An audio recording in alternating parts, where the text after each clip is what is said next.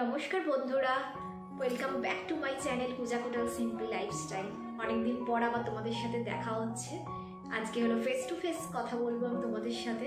আজকে আমি তোমাদের কাছে একটা ইম্পর্টেন্ট ভিডিও নিয়ে এসেছি।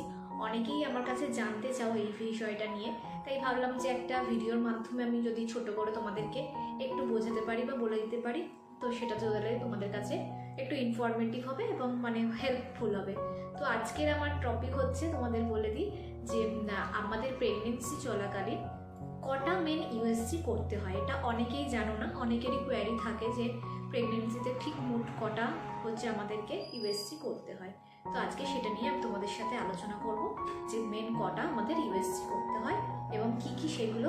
আর আমি চেষ্টা করবো যে কোন কোন মাসে হয় মোটামুটি একটা তোমাদেরকে আইডিয়া দেওয়ার। ঠিক আছে, তো চলো বেশি কথা না বাড়িয়ে ভিডিওটা শুরু করি। তো প্রথম আমাদের যে ইউএসজিটা করতে হয় ডক্টর বলে, যেটা হচ্ছে আমাদের প্রেগনেন্সি কনফার্মেশনের জন্য।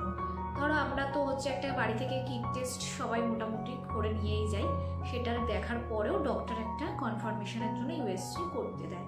কিন্তু আমার ক্ষেত্রে বলি, আমার ক্ষেত্রে এরকম কিছু হয়নি। আমি প্রথম যে ডক্টর দেখিয়েছিলাম, মানে আমি এখন যে ডক্টর দেখাচ্ছি তাকে আমি প্রথমেই দেখাইনি।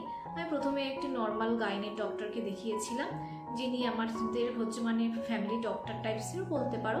ওনাকে আমরা এর আগে দেখিয়েছি অনেকবার, তো ওনার কাছেই নিয়ে গেছিলাম। তো উনি তখন কোনো ইউএসজি দেয়নি, উনি তারপরে বলেছিল নেক্সট টাইম যখন আমি দেখাতে যাব তখন একটা ইউএসজি করে নিয়ে যেতে, যেটা নর্মাল একটা ইউএসজি ছিল।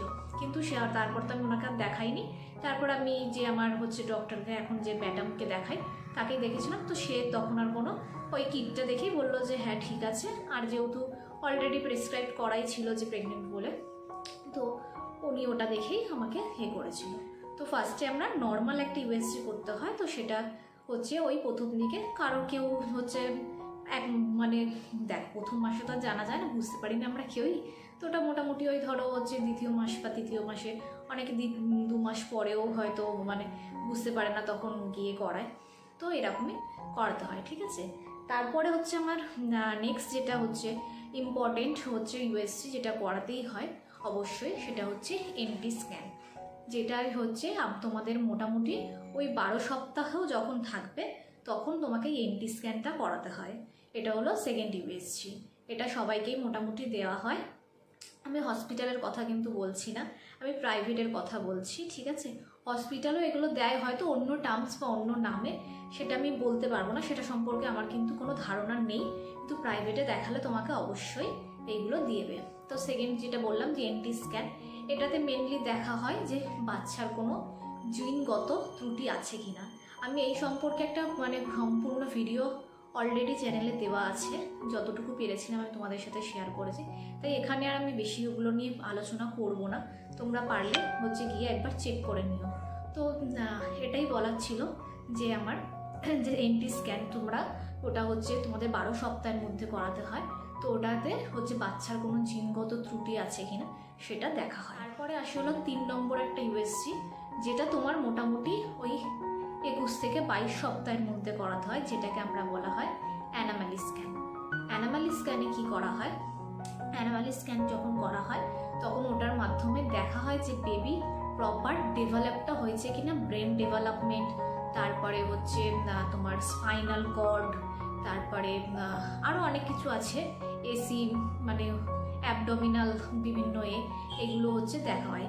এটা নিয়েও আমি সম্পূর্ণ একটা ভিডিও তোমাদেরকে এর আগে দিয়েছি, তো তোমরা পারলে সেটা গিয়ে একবার চেক করে নিও। আমি চেষ্টা করবো এই ভিডিও ডেসক্রিপশন বক্সে ওগুলোর লিঙ্কগুলো দিয়ে দেওয়ার, তো তোমাদের সুবিধা হবে চেক করার। তো ওই অ্যানামালি স্ক্যান হবে, ওটা হচ্ছে 21 সপ্তাহ দেয়, 21 থেকে 20 থেকে 22 সপ্তাহের মধ্যে দিয়ে থাকে। তো হচ্ছে আর খরচ আমি এখানে কিছু বলছি না, কারণ বিভিন্ন জায়গায় খরচ কিন্তু বিভিন্ন রকম, কোথাও কম কোথাও বেশি।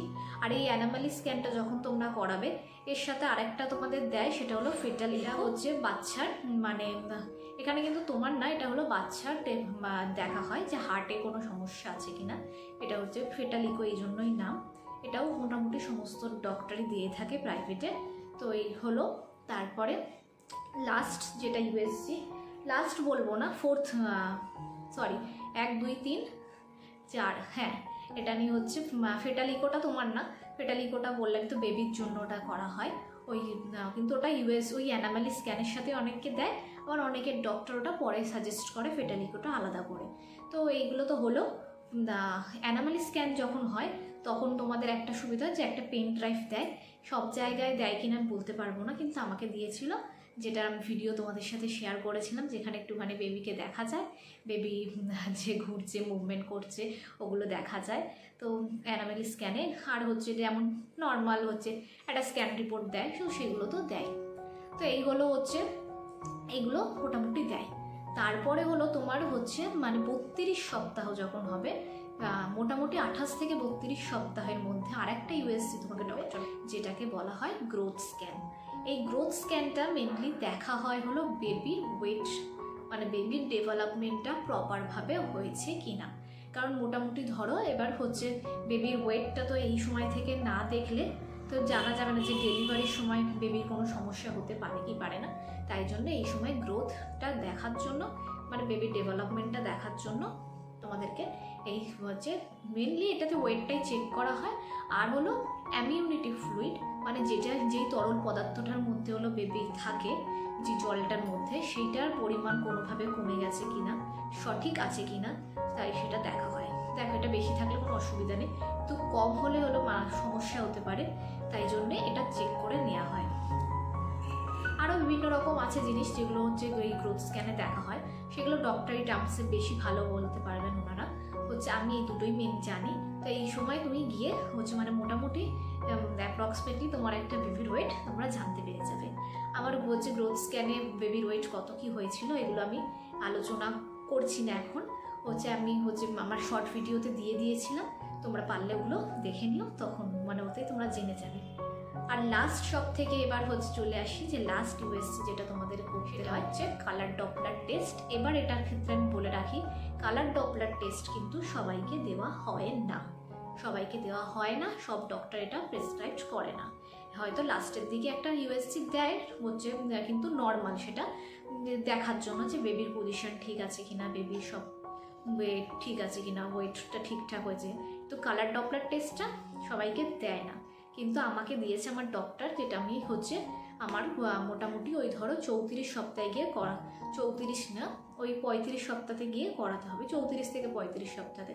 তো আমার এখনও কালার ডপলার টেস্ট হয়নি, তাই সেটা নিয়ে কোনো ভিডিও আমি তোমাদের দিইনি এখনও, কিন্তু আমার ডক্টর প্রেসক্রাইব করেছে, তাই জন্য আমি তোমাদেরকে এটা বলে দিলাম। কারণ এই ভিডিওটা হয়তো আগে যাবে, তারপরে হয়তো এই ভিডিওটা আসবে, তাই জন্য আমি তোমাদেরকে বলে দিলাম এখানে যে কালার ডপলার টেস্ট এটা কিন্তু সবাইকে দেয় না সব ডক্টর। অনেককেই আমি জিজ্ঞাসা করেছি, তেমন সরি বন্ধুরা, অনেককে আমি জিজ্ঞাসা করেছিলাম, তো তাদের কালার ডপলার টেস্ট দেয়নি, তারা জানেও না এই সম্পর্কে। তো কিন্তু হচ্ছে না আমার ডক্টর দিয়েছে, তাই আমি বলে দিলাম। তো মোটামুটি আমি তোমাদের বলে দিলাম যে কটা মেন ইউএসজি হয়। একটা প্রথমে হলো বললামই নর্মাল ইউএসজি, তারপরে সেকেন্ড হলো এমটি স্ক্যান, থার্ড হলো অ্যানামালি স্ক্যান, ফোর্থ হলো ওটা বাচ্চার জন্য ফেটালিকো, ওটা মানে তোমার একসাথে অ্যানামালি স্ক্যানের সাথে মোটামুটি হয়েছে, তো ওটা হচ্ছে 4 নম্বর। আর 5 নম্বর হচ্ছে তোমার গ্রোথ স্ক্যান, আর 6 নম্বর হচ্ছে কালার ডপলার। এই 6টা মোটামুটি টেস্ট তোমাকে করাতে হবে। এবার এর মধ্যে বললাম যেটা যে কালার ডপলার টেস্টটা সবাইকে দেয় না, আর ফার্স্ট ইউএসজিটা মোটামুটি সবাইকে দেয়, কিন্তু আমার হয়নি। তো এই হচ্ছে এই কটা ইউএসজি কিন্তু তোমার ম্যান্ডেটারি। তার মধ্যে সব থেকে বেশি ইম্পর্টেন্ট হলো এমটি আর অ্যানিমাল স্ক্যান, কারণ ওই সময়টা খুবই গুরুত্বপূর্ণ থাকে। তো তারপরে কারণ গ্রোথটা ঠিক আছে বেবি তো হচ্ছে মানে হলে তখন একটা, কিন্তু গ্রোথ স্ক্যানও করে রাখা অবশ্যই ভালো, কারণ হচ্ছে তুমি আগে থেকে জানতে পেরে যাবে যে তোমার বেবির কতটা কি ওয়েট হয়েছে, কেমন গিয়ে। আর হচ্ছে ওয়েট ছাড়াও আর যেগুলো বললাম যে আরও অনেক কিছু ডক্টরি টার্মস আছে। তো যাই হোক, আর বেশি কথা বাড়িয়ে লাভ নেই, এই ভিডিওটা এখানেই শেষ করছি। আশা করি তোমাদের কিছু হলেও ইনফরমেশান দিতে পারলাম আমার মতো করে ছোট করে। যদি কিছু ভালো লেগে থাকে তাহলে কিন্তু অবশ্যই like, comment, share and subscribe করতে ভুলো না চ্যানেলটা। আর পাশে থেকো বন্ধুরা, তোমরা যদি কমেন্ট করো তো আমি একটু মোটিভেট হই।